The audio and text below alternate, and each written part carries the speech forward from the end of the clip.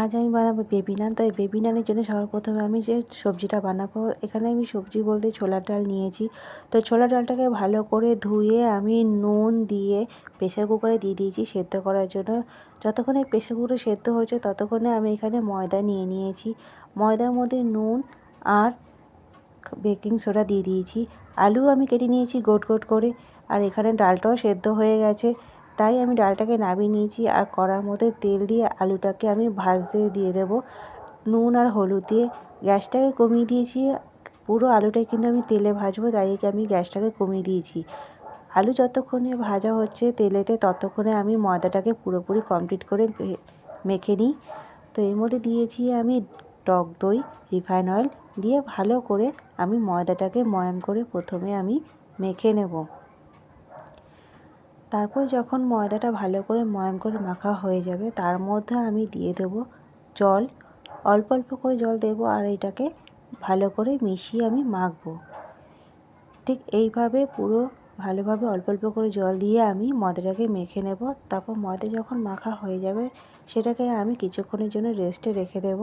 তারপরে এখানে আলুও কিন্তু ভাজা হয়ে গেছে, তেলেতে একদম সেদ্ধ হয়ে গেছে, তাই আমি তেলের থেকে তুলে নেব। আর সেই তেলের মধ্যেই শুকনো লঙ্কা, জিরে আর হিং দিয়ে দেব। তার মধ্যে দিয়ে দেব আদা কুচি, টমেটো কুচি, নুন, হলুদ, জিরে গুঁড়ো, লঙ্কার গুঁড়ো দিয়ে আমি দেবো।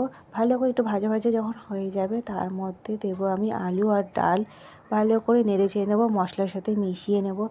তারপর অল্প করে কিন্তু আমি এর মধ্যে জল দেবো, কেননা এখানে আলু আর ডাল দুটোই সেদ্ধ আছে, তাই আমি অল্প করে কিন্তু জল দিচ্ছি। জলটা যখন একটু কমে আসবে ভালো করে, তখন তার মধ্যে আমি দিয়ে দেবো ওপর দিয়ে একটুখানি আদা কুচি। আদা কুচি দেওয়ার পর তার মধ্যে দেবো আমি অল্প করে মিষ্টি। মিষ্টিটা যে যেরকম খায় সে সেই রকম পরিমাণে মিষ্টিটা দেবে।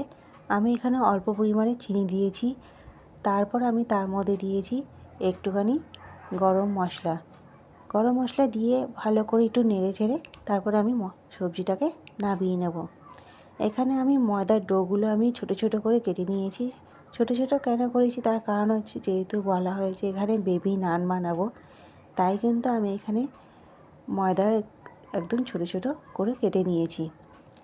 এখানে কিন্তু আমি কোনো বেলনির ব্যবহার করব না, পুরোটাই কিন্তু হাতেই আমি শেপ আনবো, পুরো হাতে আমি শেপটা এনেছি এইভাবে। তার উপর দিয়ে দেবো আজওয়াইন আর ধনেপাতা কুচি দিয়ে ভালো করে একটু হাত দিয়ে কিন্তু একটু চেপে দেবো, যাতে ভালোভাবে তেলেতে ভাজা হয়ে যায়, বেরিয়ে না আসে। তারপরে আমি গরম তেলের মধ্যে কিন্তু প্রত্যেকটা পিস এইভাবে বানাবো আর গরম তেলে ভেজে তুলে নেব। ছোট্ট ছোট্ট খুব সুন্দর কিন্তু দেখতে হয়েছে এই বেবি নান। যেরকম দেখতে হয়েছে খেতেও কিন্তু অসাধারণ হয়েছে এই বেবি নান। তোমরা একবার ঘরে ঠিক এইভাবে তৈরি করে দেখো, নিজেরা খাও এবং অপরকেও খাওয়াও। অসাধারণ খেতে এবং দারুণ কিন্তু দেখতেও।